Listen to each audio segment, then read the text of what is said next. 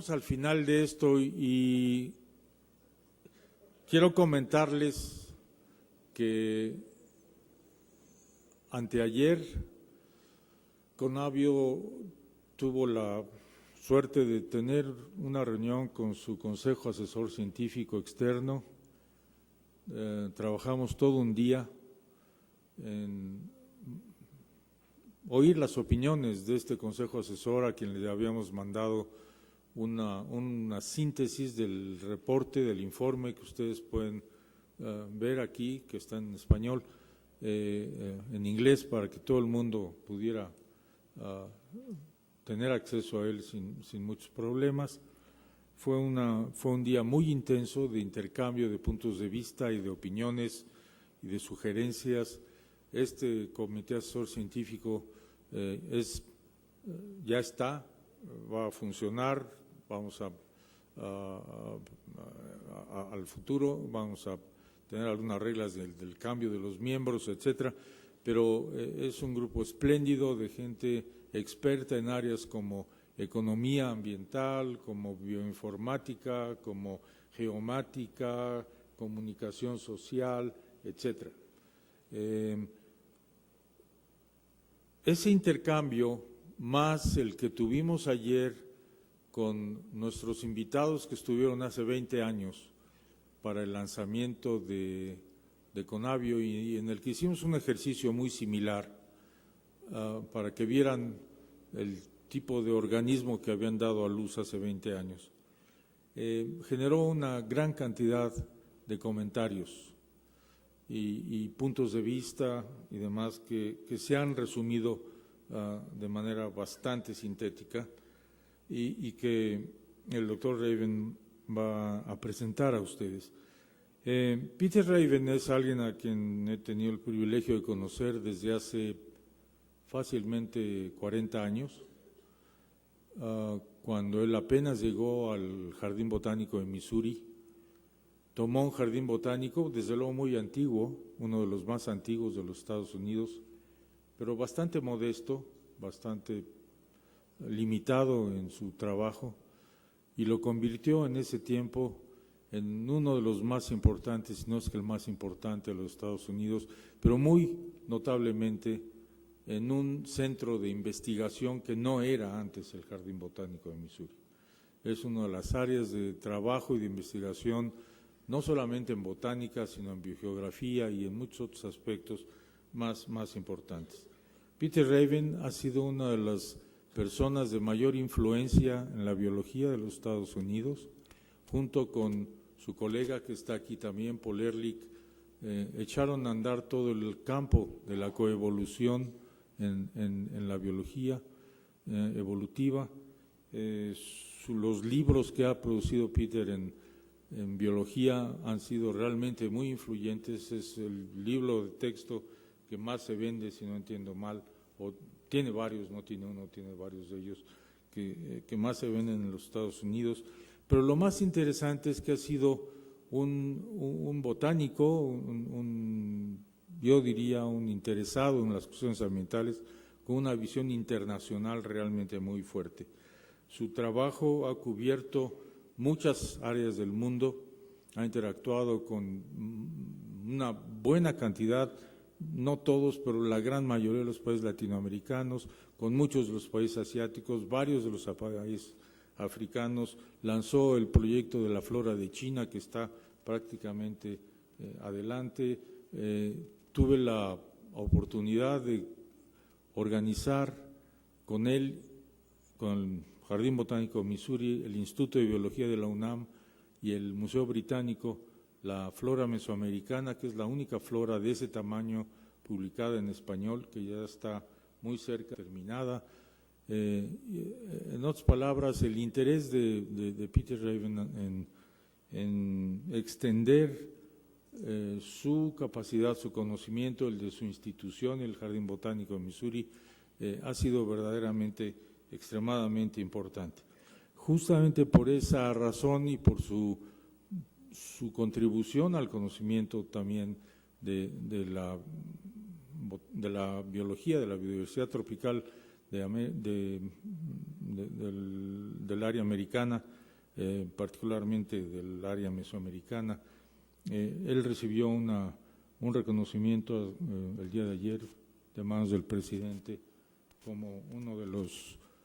individuos que más ha contribuido a ese conocimiento, junto con otros 5 mexicanos que recibieron el mismo reconocimiento. Peter va a hacer una glosa de lo que se comentó en estos 2 días de análisis, y le pedimos a él que lo hiciera porque fue él el que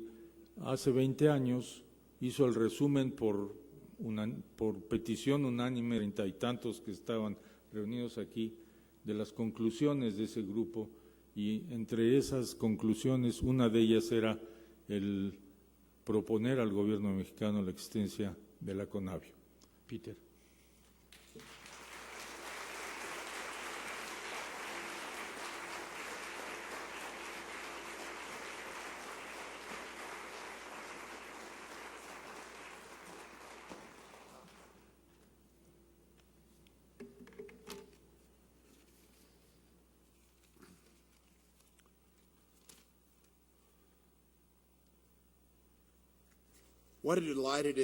Qué placer es el estar aquí y desearles un muy feliz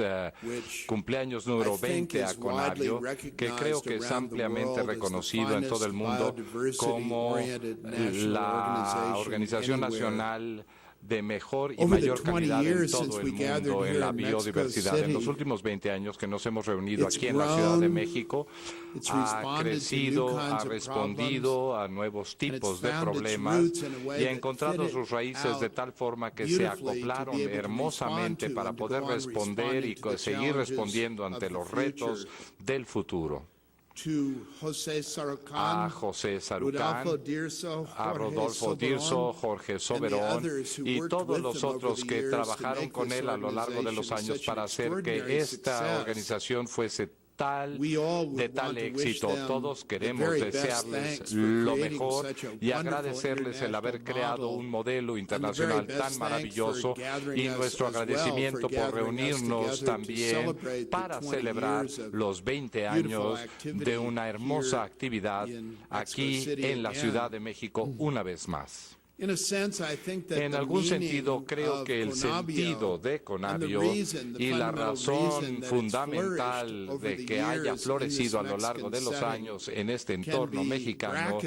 puede mencionarse en las palabras dichas por el entonces presidente Carlos Salinas aquí en el Museo de Antropología, cuando el presidente señaló que la biodiversidad de México, maravillosamente variada y rica a nivel de escala mundial, era totalmente congruente con la diversidad cultural de México y su gente, y la diversidad del pueblo de México, que era el activo más rico del país, pero que de hecho ambas eran inseparables entre sí. Y creo que aquellos de nosotros que pudimos escuchar al presidente Felipe Calderón y sus maravillosos comentarios al inicio de esta serie de celebraciones, nos sentimos conmovidos por escuchar el mismo sentimiento que se reflejaba en mayor profundidad y en una profundidad más operativa, señalando cuáles son los retos para CONABIO en el futuro y las acciones que llevaría el responder a estos retos. Debido a que el presidente Calderón mencionó algo que es un tema del cual Bob Watson acaba de mencionar al final de sus comentarios al responder algunas de las preguntas. Él pregunta ahora no es cómo ponemos de lado áreas reservadas naturales y áreas agrícolas, aunque siguen siendo muy importantes que nuestras áreas agrícolas sean altamente productivas. El problema ahora es cómo en grupo podemos administrar el mundo que estamos gestionando, sea que tomemos responsabilidad por esa administración o no, pero cómo en conjunto podemos administrar los los activos del mundo para ser tanto sustentables como productivos y salvar tanta diversidad biológica como podamos en el proceso, de tal forma que el mundo en el cual evolucionaron nuestros ancestros siga siendo fructífero, productivo y sustentable indefinidamente. En muchas formas es como si estuviéramos en una pequeña embarcación cruzando los rápidos en estos tiempos.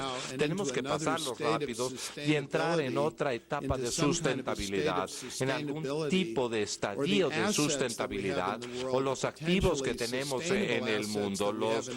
activos sustentables potenciales que tenemos en el mundo simplemente se nos escurrirán entre los dedos, se desvanecerán. A mi edad y la edad de algunos de los asistentes, y creo que aquellos que fueron celebrados en la presidencia,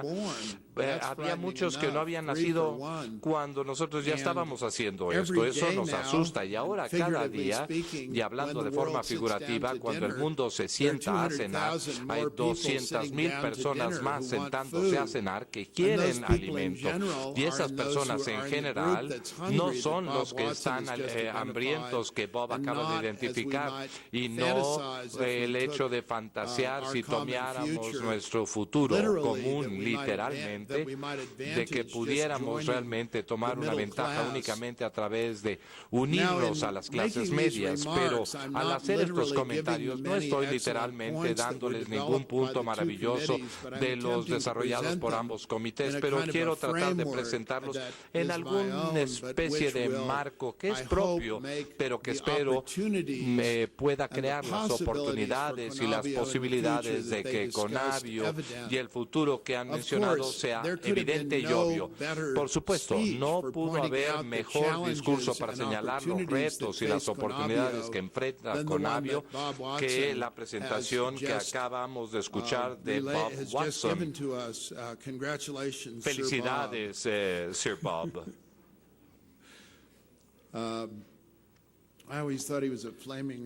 Siempre pensé que era todo un liberal, pero miren nada más. Ahora, voy a hacer un resumen de los comentarios. Si vemos a los grupos de organismos que son bien conocidos, México tiene aproximadamente el 6% quizás de todas las especies en el mundo.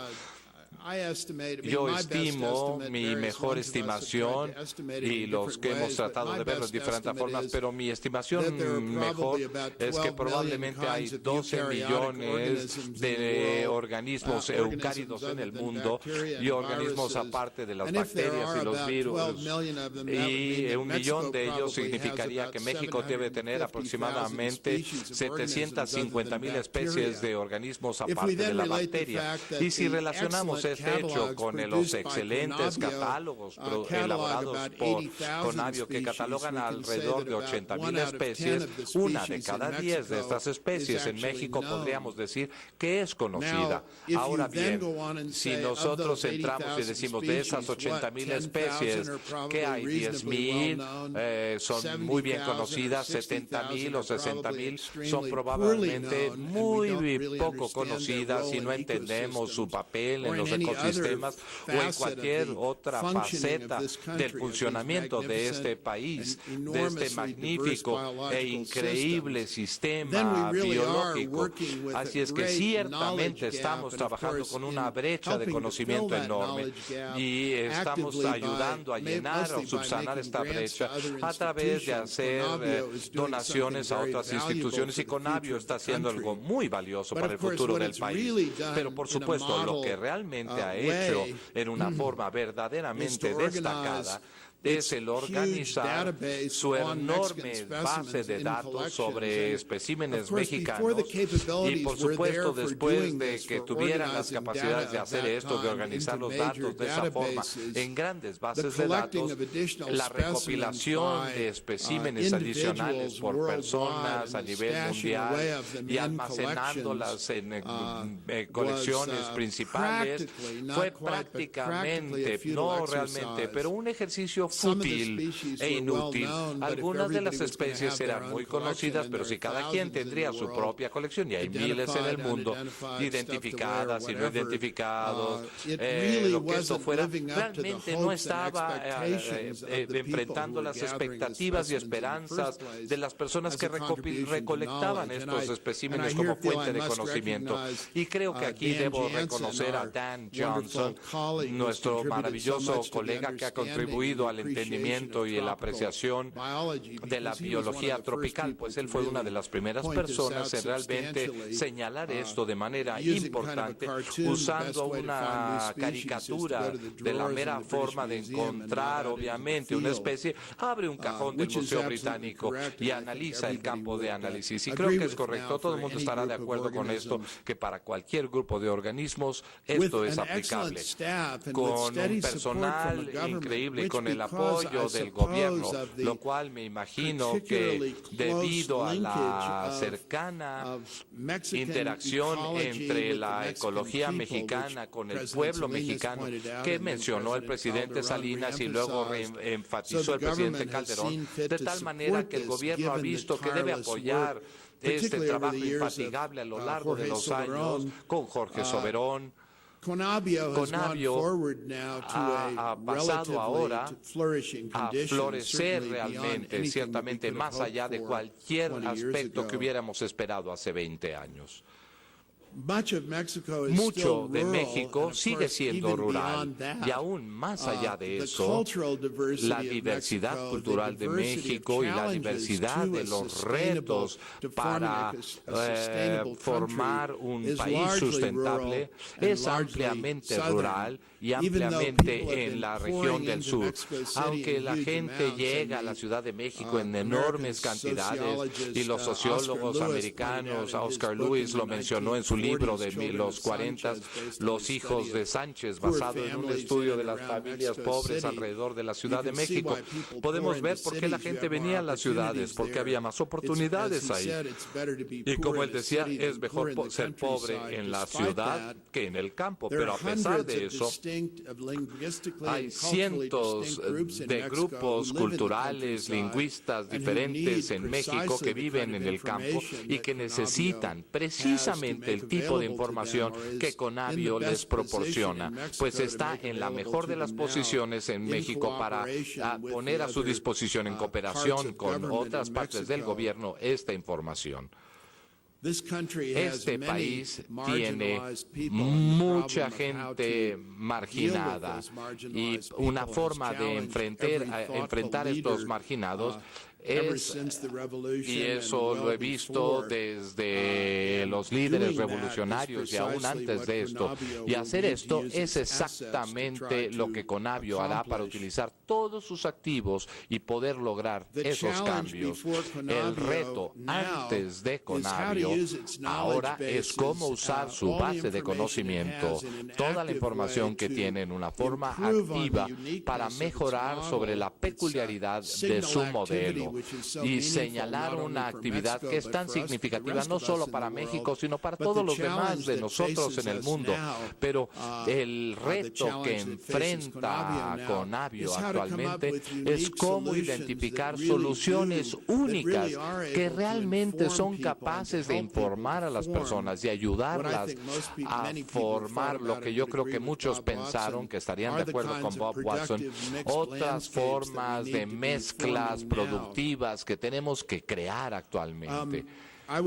Yo hablaré sobre todas las recomendaciones que han surgido en las reuniones bajo 6 categorías y son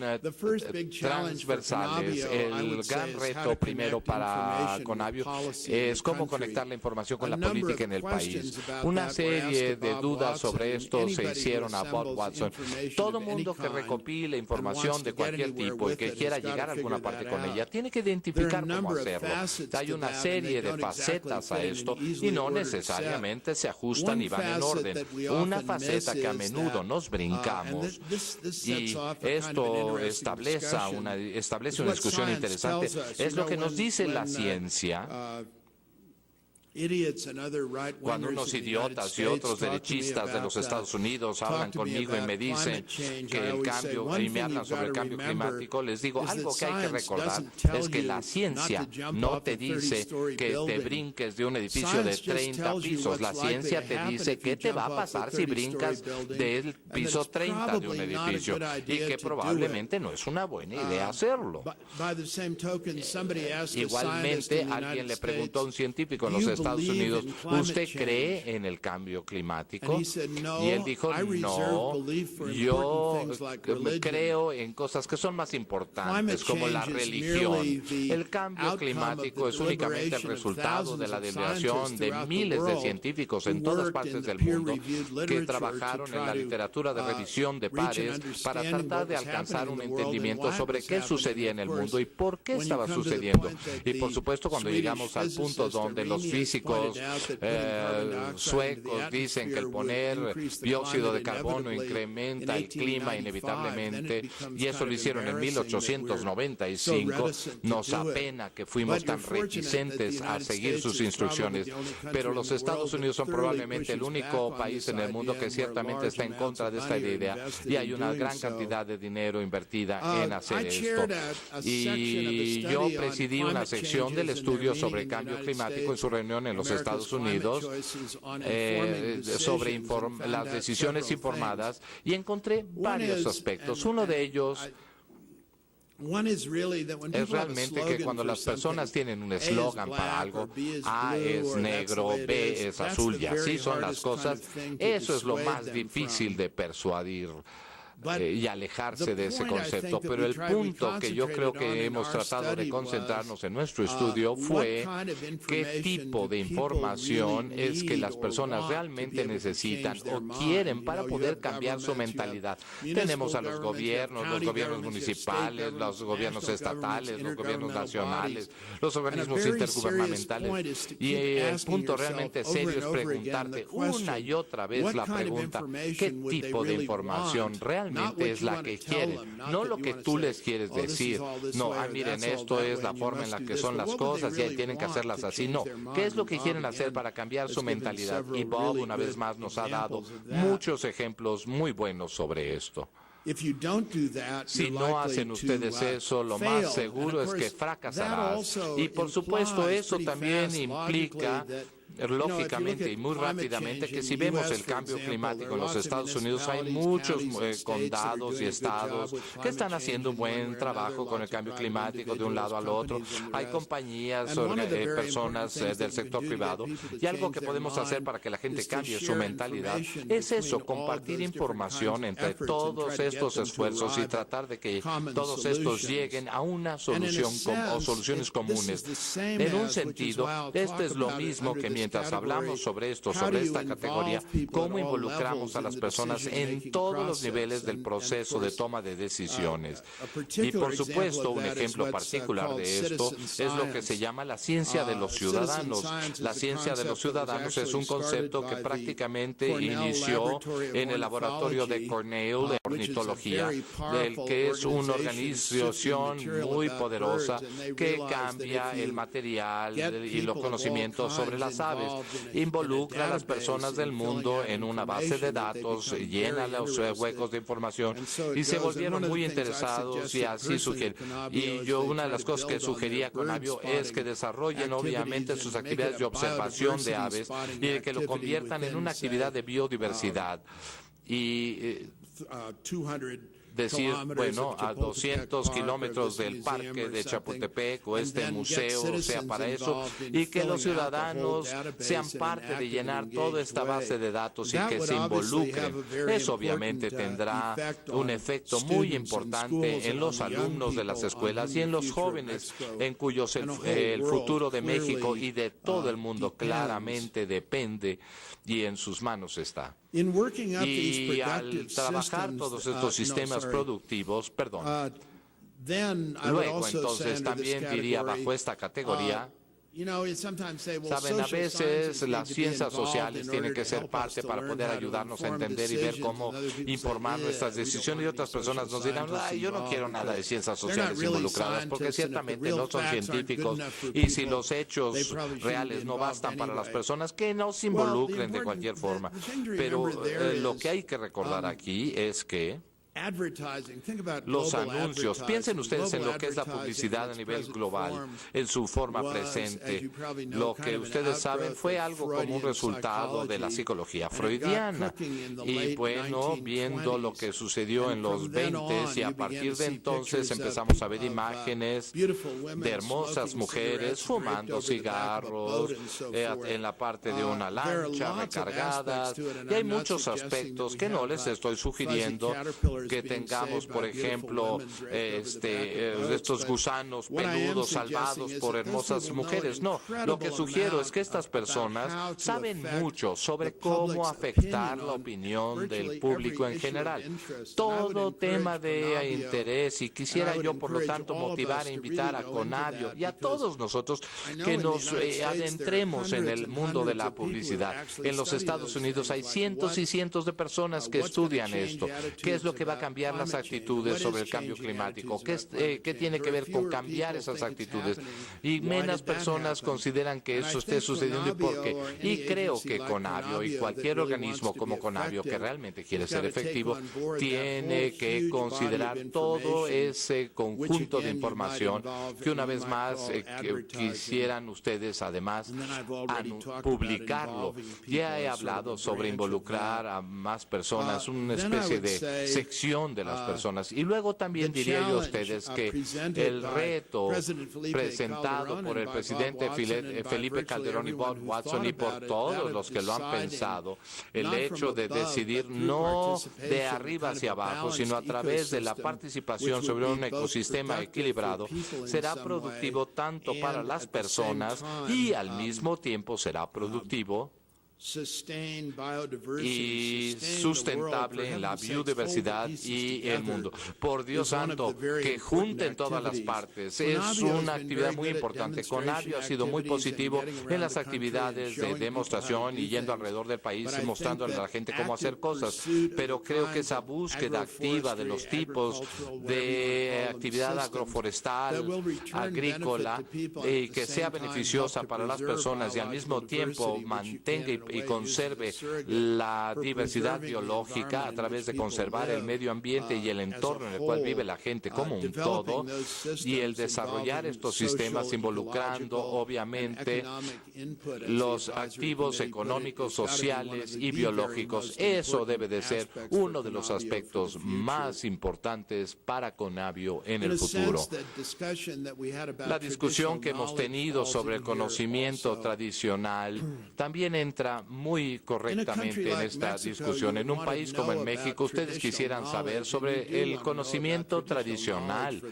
y lo quisieran entender por la misma razón que quieren saber lo que es la diversidad biológica. Y como una caricatura de toda la situación, ustedes saben que los idiomas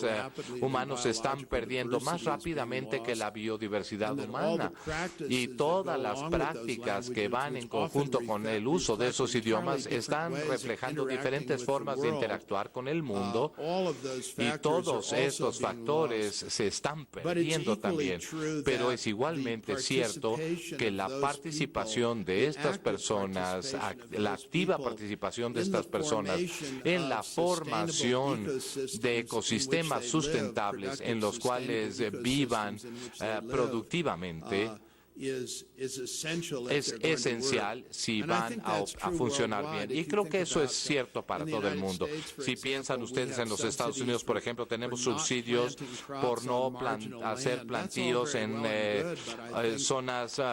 marginadas, y Bob estará de acuerdo conmigo que el dar a las personas el dinero del gobierno es como algo que no tiene mucho sentido a largo plazo. Lo que realmente queremos hacer es identificar cómo todas esas zonas marginadas combinadas pueden producir beneficios económicos y ser una parte viable de todo el sistema, adicionalmente al hecho de únicamente tratarlas de aislar. Ahora, la cuarta área que quiero mencionar, por supuesto, tiene que ver con el cambio climático global. Conavio no ha estado profundamente involucrado en el cambio climático aún. Sin embargo, sé que todo el liderazgo de Conavio entiende la importancia de este reto. Es un reto no solo en la formación de ecosistemas y tratar de modelar y formar ecosistemas que sean productivos y valiosos para la población de México. Es también un reto en el contribuir en lo que ustedes puedan como solución a este terrible dilema que nos ha mencionado Bob tan correctamente y en el cual ha dedicado mucho de su vida para tratar de resolver. El tratar de resolver el dilema en una base mundial para contribuir en lo que podamos individualmente como comunidades o bien ruralmente y en cualquier forma posible para volver al mundo a un camino sustentable. Si vemos la huella de carbono, encontrarán ustedes que estamos usando más o menos 135% de la capacidad productiva del mundo. Y de hecho, la huella global proyecta que para más o menos septiembre 25 de 2011 ya habremos usado toda la productividad ecológica que el mundo tendría para el 2011. Eso significa, como lo mencionó Bob, en tal manera tan brillante. Estaba pensando mientras escuchaba su presentación y creo que esto sería muy extremo, pero las cosas claramente van de bajada y van a seguir de bajada hasta que de alguna manera encontremos una solución. Creo que esa es una lección y hay que darnos cuenta que institucionalmente, a través de buenas instituciones como Conavio y otras ONGs y muchos sectores del gobierno y personas con una visión hacia el futuro y quizás más importante, a través de nosotros mismos podemos hacer algo al respecto. Luego podemos tratar de identificar cómo podemos llegar a ese punto de estabilidad, cómo podremos salir de estos rápidos y llegar a ese punto de estabilidad que realmente sea significativo del enorme privilegio que nos ha sido brindado. Y luego haría yo mención el quinto de los 6 temas que estoy relacionando, que es el sector empresarial, las corporaciones, el sector de negocios y en la discusión de hacia dónde dirigiremos a Conavio el día de ayer. Y cuando hablamos de negocios hay una tendencia a hablar sobre, bueno, qué es lo que podemos hacer para evitar que sean tan malos o cómo pueden limpiar lo que están haciendo y nos pueden ayudar, pero creo que la lógica detrás de lo que quiero enfatizar en mis comentarios anteriores nos hace muy claro que lo que debemos de pensar aún más es ¿por qué los negocios tienen un interés profundo en todos los elementos de los que estamos hablando? Y B, ¿cómo capitalizar ese interés en la construcción de un ecosistema productivo continuo que requerimos y necesitamos para el futuro? Pero bueno, las lecciones son interesantes. Por un lado, podemos decir, son organismos muy ambiciosos que se tragan todo el dinero. Pero por el otro lado, las empresas son entidades que esperan retornar un valor a sus accionistas a largo plazo. Sus actividades tienen que concentrarse de tal forma que vayan en un sentido, no solo ahora, sino en el 2015 y en el 2020 y en el 2030 y en el 2040. Y ninguna de estos, posiblemente con las compañías de energéticos que quieren sacrificar eso por lo que son las ganancias a corto plazo y cuánto dinero pueden ganar en el periodo a corto plazo, eso hace que las empresas estén de una forma relativamente bizarra, sean diferentes y sean mucho más miopes que los gobiernos, porque desgraciadamente los gobiernos reaccionan a ciclos electorales. Y bueno, 3, 4 años no necesitamos resolver los problemas a largo plazo. Te puedes sentir muy altruista y decir, bueno, yo voy a hacer esta fantástica contribución y todo se va a resolver a largo plazo, pero no necesitas hacerlo en el mismo sentido que una empresa. Así es que, ¿cuáles son los retos que le presentaría yo ahora a Conavio? Es cómo involucramos a las corporaciones internacionales, a los negocios mexicanos e internacionales, de tal forma que entiendan por qué para sus propios propósitos es mejor estar involucrado en la estabilización y en el establecer ecosistemas de largo plazo que hacer lo opuesto. Pues creo que encontrarán que habrá mucha concordancia de parte de ellos y que es un campo muy prometedor para desarrollos en el futuro. Y luego el punto final que quiero hacer y que se ha mencionado varias veces tiene que ver con la posición de liderazgo de Conavio. Y debido a eso, debido a que Conavio es un modelo maravilloso para el mundo y en muchas formas yo pensaría que IPES podría hacer mucho si usara el modelo de Conavio como una imagen central de operaciones en las funciones que tome. Creo que podría actuar de una forma más dispersa, pero creo que es muy importante que todos nosotros le pidamos a Conavio que mantengan su programa de publicaciones, de información, de diseminación de información para auxiliar a las entidades en todas partes, en México y en el mundo, a que sean mejores, a que aprendan y que hagan mejor las cosas de lo que le hacen. Pero también tenemos que enfatizar el otro lado de la moneda, que yo sé que mis colegas aquí en Conavio tienen toda la intención de hacer, y eso es aprender de todo tipo de organismo en el mundo, de cómo hacer las cosas aún mejor en los siguientes 20 años por venir. Conavio es una organización extraña, es un organismo extraño, está en un nivel ministerial en México y sigue siendo presidido por el presidente de México de manera formal y está integrado por los secretarios de los diferentes departamentos y dependencias del gobierno. Eso es teóricamente fantástico, pero prácticamente hablando es muy difícil de capitalizarse, pues obviamente todos los secretarios de Estado están muy ocupados, los ministros están ocupados, Bob sabe más al respecto de lo que él quisiera aceptar, pero partes del gobierno tienen dificultades al colaborar entre sí en cualquier cosa porque todos de alguna manera, por una razón o la otra, están protegiendo sus propios presupuestos y es pensar en cómo avanzar y cómo ser el mejor en desempeñarse. No tanto una competencia de cómo desempeñarte, pero sí una competencia por el capital, por el dinero. Pero si pensamos en las posibilidades que tiene Conavio, en el incorporar, en el hacer lo necesario en favor de México, que además es necesario para cualquier país al utilizar su constitución, su acta constitutiva, al tratar de incorporar las diferentes partes del gobierno y unirlos en los esfuerzos comunes que tienen que tomarse para el beneficio de nuestra nación, es entonces que quizás no ha sido muy ventajoso en cuanto a su acta constitutiva y creo que debe ser posible tomar ventaja de esto y vale la pena hacer todos los intentos para tomar las mejores ventajas de esto. En conclusión, simplemente quisiera yo volver a donde empecé y mencionar que profundamente felicitamos a Conavio por 20 años de actividad que van más allá de cualquier aspecto de lo que nosotros hemos hecho en este mismo museo y que no nos imaginábamos tampoco hace 20 años, y bendecir el fuerte liderazgo que se ha puesto para beneficio de esta organización, el apoyo del gobierno mexicano y del pueblo mexicano, y decir que en este maravilloso, diverso y único, hermoso país que tiene tantas maravillosas personas y tan diversas y que ha jugado una parte tan importante en el concierto mundial, le deseamos todo el éxito en el futuro y al mismo tiempo esperamos que debemos darle todo tipo de apoyo que podamos brindarle para lograr ese éxito. Muchas gracias a todos ustedes, gracias a José, a sus aliados y socios por haber organizado esta magnífica reunión.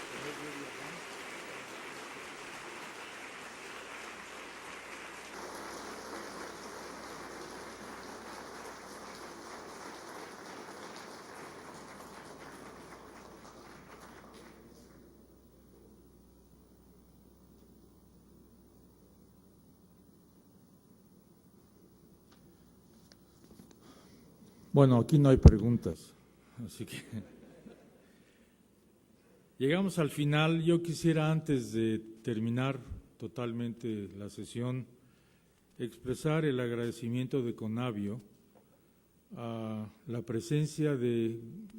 una serie de personas que han venido a estos 2 días y medio, 3 días de actividades. En primer lugar, quiero mencionar a los miembros del Consejo Asesor Científico Externo de Conavio, el doctor Kamaljit Bawa, que es de la Universidad de Massachusetts, al doctor Robert Guralnik de la Universidad de Colorado, a la doctora Dora Canos del Centro de Referencia de Información Ambiental Sao Paulo, al doctor John Pickering de la Universidad de Georgia,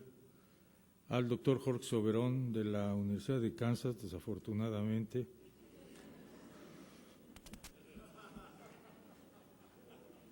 al doctor Juan Carlos Belaustegui Goitia, que es el economista jefe de los aspectos ambientales del Banco Mundial. Este es el grupo que esperamos nos llene de información, de puntos de vista, de sugerencias en los años venideros. Gracias por su presencia aquí. También ahora viene un grupo muy grande de gente. Son las personas, las gentes, que fueron invitadas hace 20 años que estuvieron aquí con nosotros.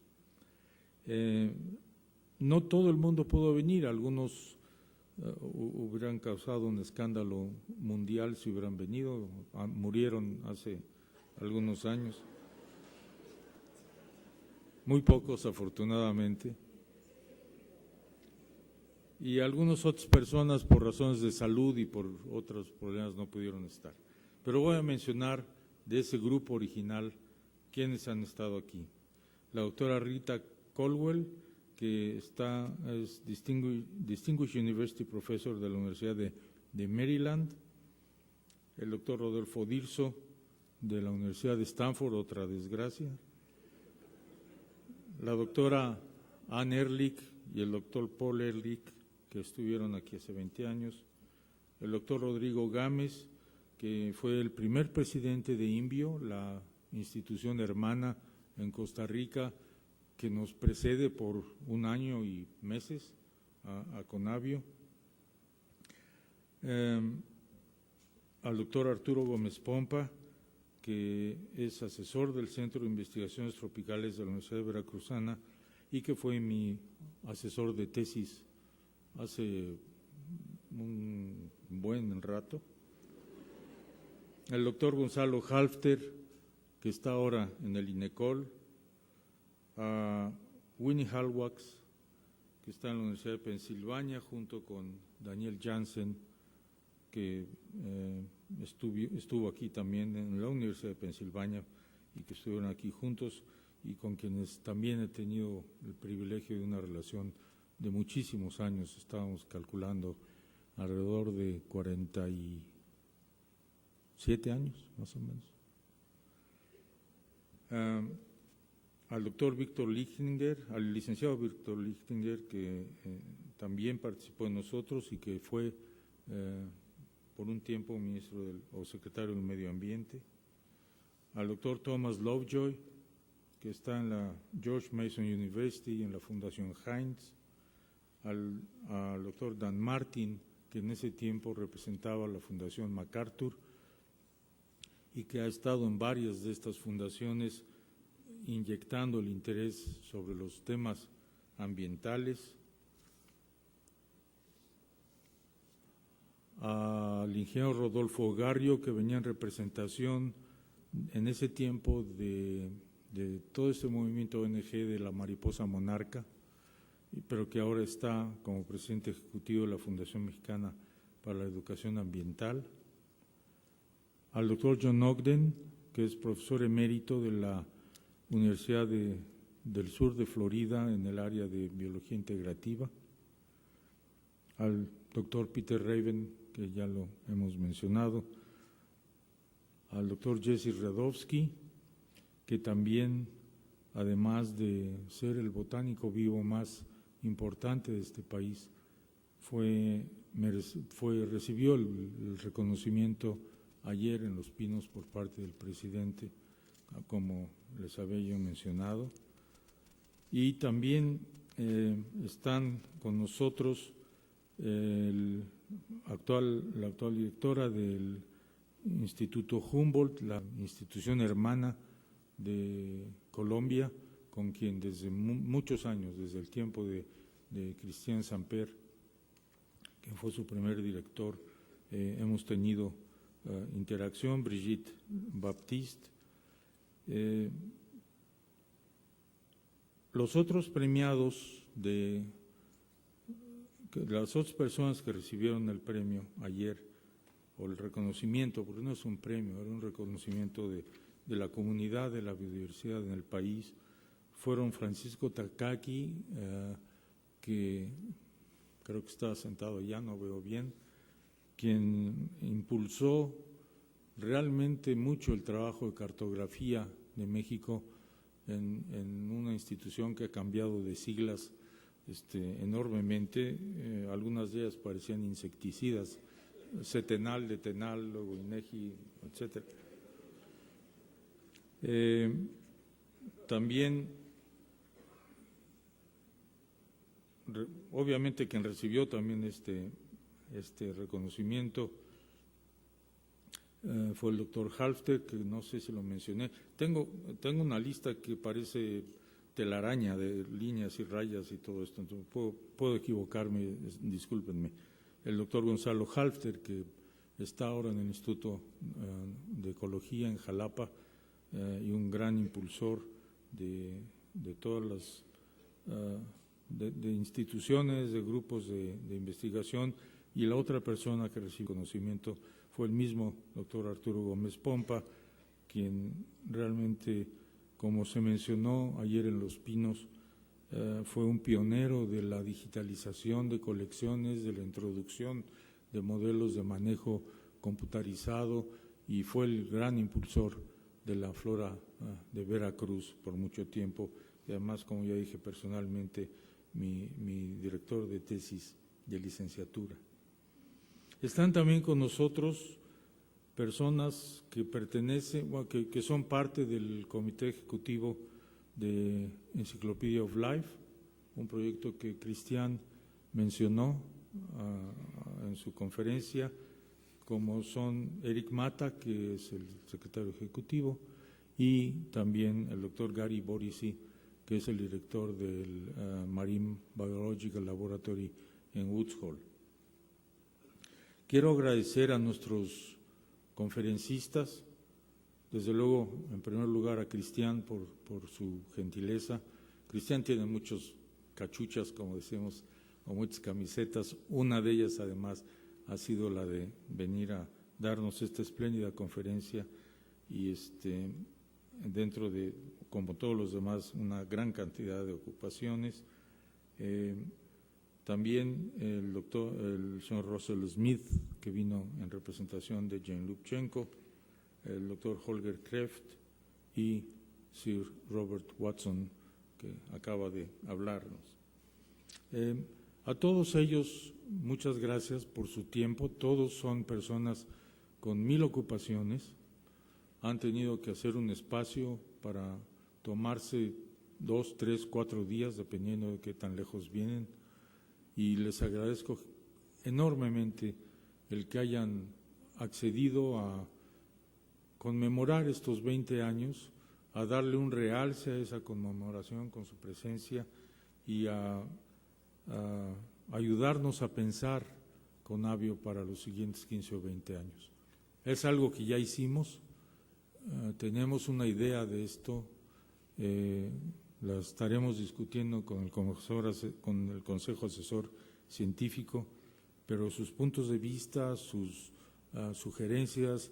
el subrayar las cosas que van bien, el puntualizar las que podrían mejorarse, han sido enormemente diferentes, enormemente importantes. Yo pido para todos ellos un aplauso.